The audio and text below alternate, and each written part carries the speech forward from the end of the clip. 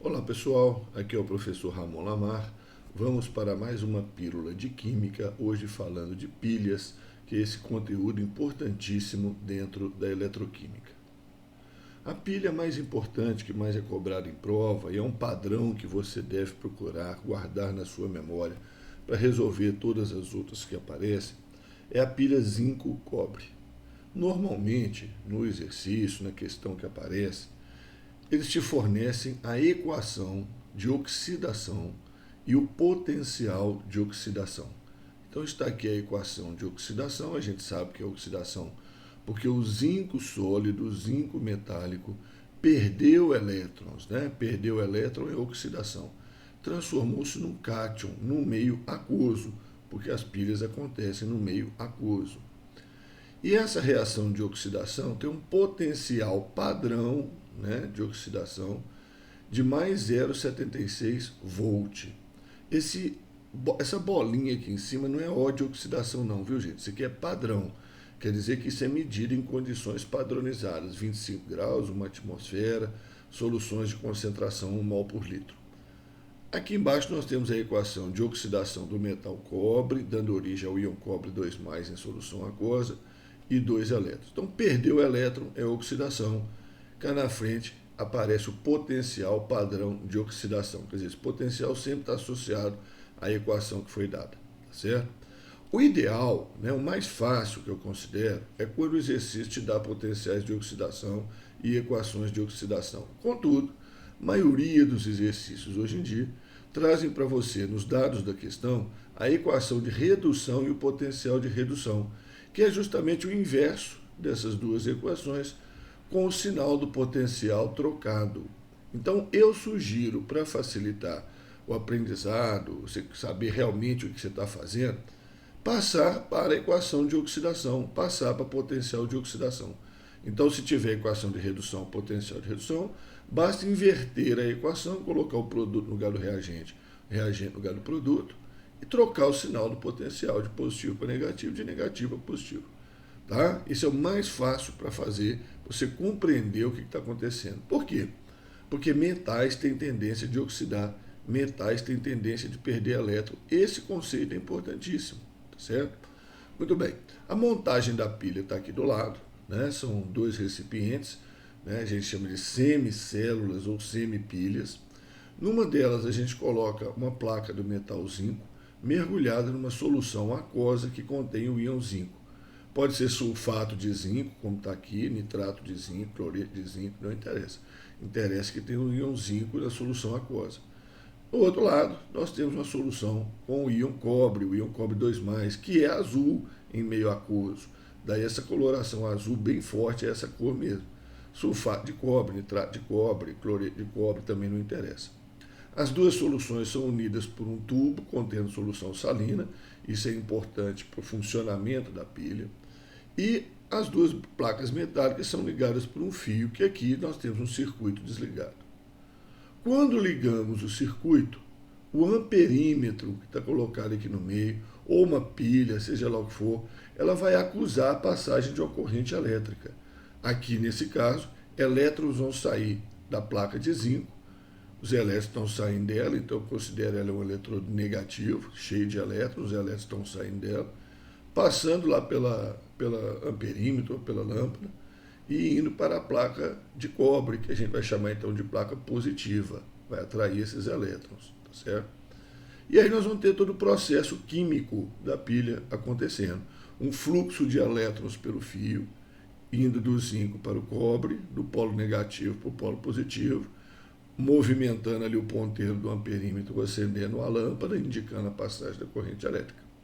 Então, o que está acontecendo com o zinco? O zinco ele vai perder elétrons. Por quê?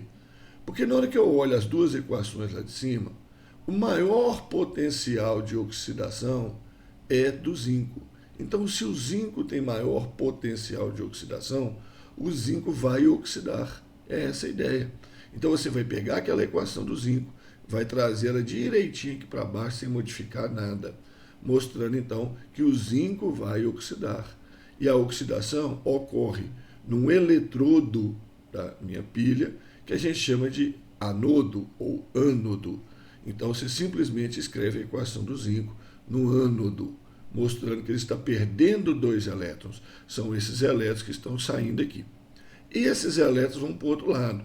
E o que vai acontecer? Se de um lado ocorre oxidação, do outro ocorre redução, que é o ganho de elétrons. E quem é que vai ganhar elétrons de outro lado? O íon cobre que está na solução aquosa. Então, se o íon cobre vai ganhar elétrons, é uma redução. Eu vou inverter essa equação, vou colocar ela invertida aqui embaixo, sinal trocado, de menos 0,34 passou para mais 0,34.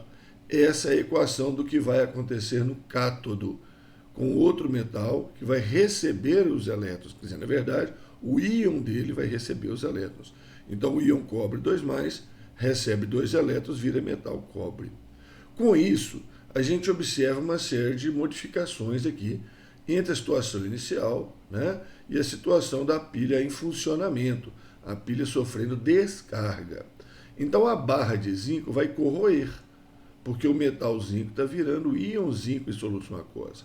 A barra de cobre vai aumentar de massa, porque o íon cobre está virando cobre metálico. E a solução de cobre 2+, que era fortemente azul, vai diminuindo a intensidade da cor, porque o íon cobre 2+ está sendo consumido. Além disso, é claro, existe um fluxo de elétrons no fio, né, da barra de zinco para a barra de cobre, do ânodo para o cátodo, do negativo para o positivo, de onde os elétrons estão saindo para onde eles estão chegando.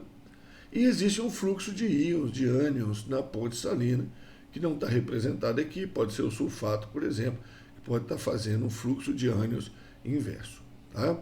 Bom, o fluxo de elétrons é chamado corrente elétrica real, e o fluxo de ânions na ponte salina é chamado de corrente elétrica convencional. Feitas as duas equações, você soma as duas equações e corta os elétrons.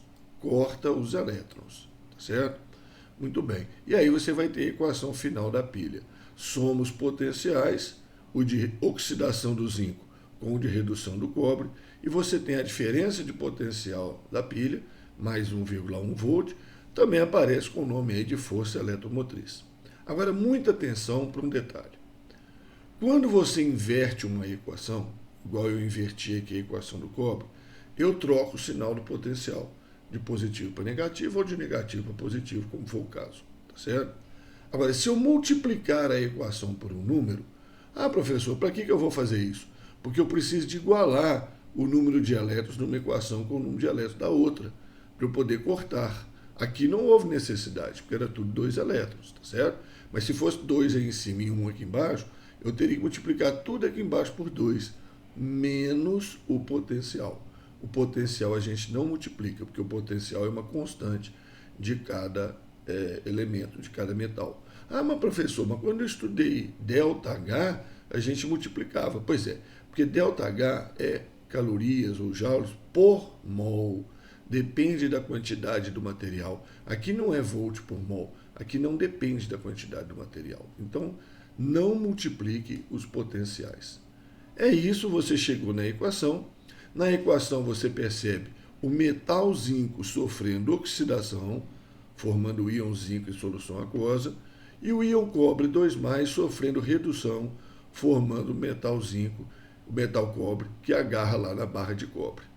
Gente, só lembrando, quem sofre oxidação é o agente redutor, ele promove a redução do outro, ou então quem sofre quem sofre redução é o agente oxidante, ele tira elétrons do outro, tá certo? Então observe essa pilha com muita atenção, muito carinho, tá? Entenda bastante essa pilha, tudo que eu falei, tudo que está acontecendo, está registrado, para você usar nas outras que vão aparecer. Espero que você tenha gostado dessa pílula, inscreva-se no canal, deixe seu like, ative as notificações para você saber sempre que pintar uma novidade, e nessa reta final do Enem está pintando bastante novidade. Compartilhe com seus colegas, deixe seu comentário, sua sugestão, inclusive, para a gente gravar o que você precisar aí para aumentar o seu aprendizado. Obrigado.